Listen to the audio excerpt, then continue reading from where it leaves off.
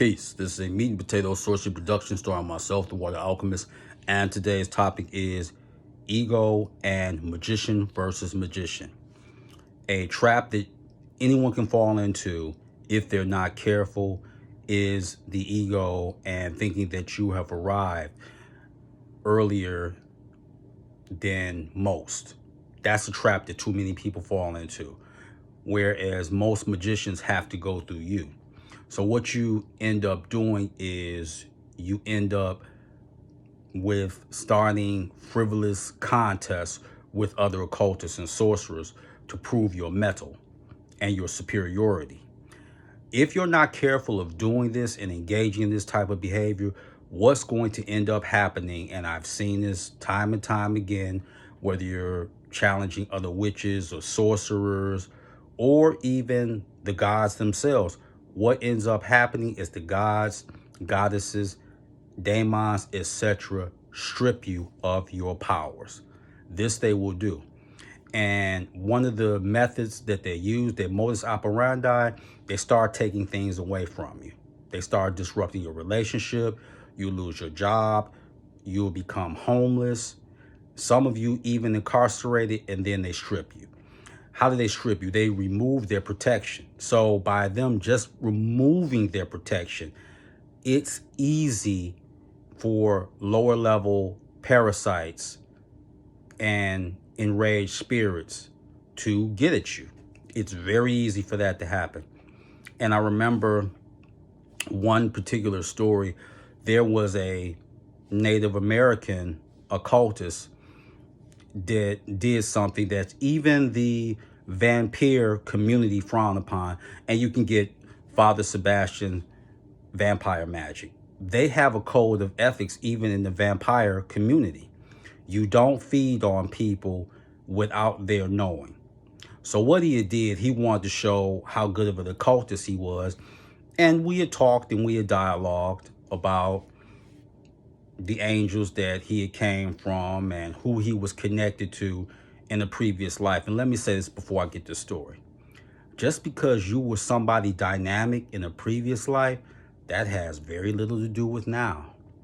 So what he had did was he had this habit, and he told me, he blatantly told me in this group he was in that he was using psychic vampirism to feed off of other sorcerers, and they didn't pick it up as much.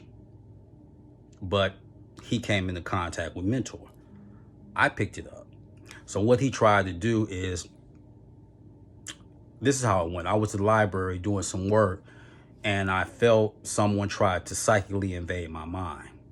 And then these tendrils had went into, and he told me later, a very large wolf. My familiar had took the brunt of what he was trying to attempt.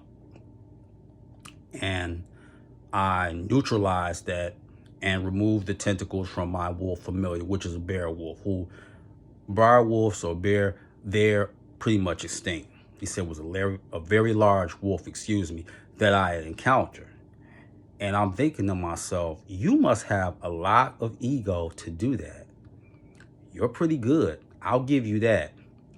But there's a lot of people that's pretty good, and there's a lot of people that's dynamic. Because one thing is, when you're doing this work, there has to be responsibility, accountability, and humility, because you will get stripped of your powers.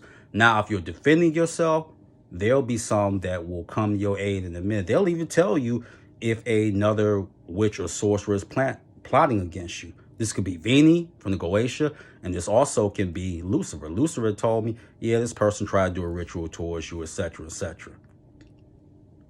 You have to play occult chess, not occult checkers.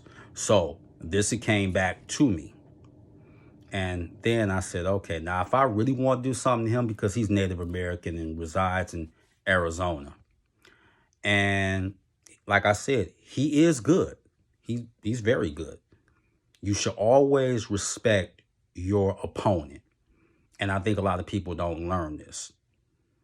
It's kind of the lesson that Bruce Lee had to learn in November 1964 when he had made some claims, and one Northern Shaolin master named Wong Jack Man took exception to that.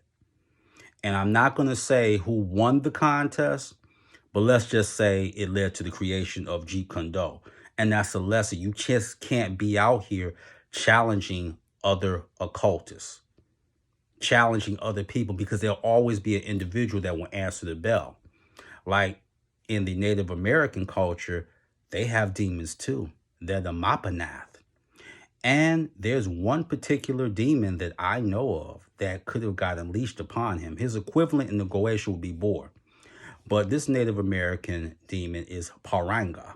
Paranga can grant one vitality, strength, cure diseases, but Paranga can also give a disease to your enemy. And upon your request, when you do your ritual, Paranga can deprive them of life. So you have to be very careful when you do this type of work, of falling into the trap of ego, thinking that you've arrived, thinking that you're going to call out each and every occultist that you don't agree with or don't feel they're up to snuff by your quote unquote standards. So you have to be very careful of that. Are there some people that I agree with in the occult community? Absolutely not. But there's a code of respect that you still should give them, and I give them. I've been challenged a few times. I've been challenged by so-called occultists, shamans, Bokors. So, like I said, when you're being humble and you're trying to do something, you can get tools because you will get aided. There are even some extraterrestrials who they will watch people on the third dimension, but they will only help them if absolutely necessary. Now, if an extraterrestrial helps you with a ritual, 9 out of 10, that can be like they know your ancestral bloodline. You could be a potential starseed, or you could have family from the Sirius system or even the constellation of Orion. So the whole thing is, don't let ego lead to your magical and eventual earthly demise. So with that, that is your meat and potato sorcery for the day. I am the Warrior Alchemist. You're one of my friends. Peace.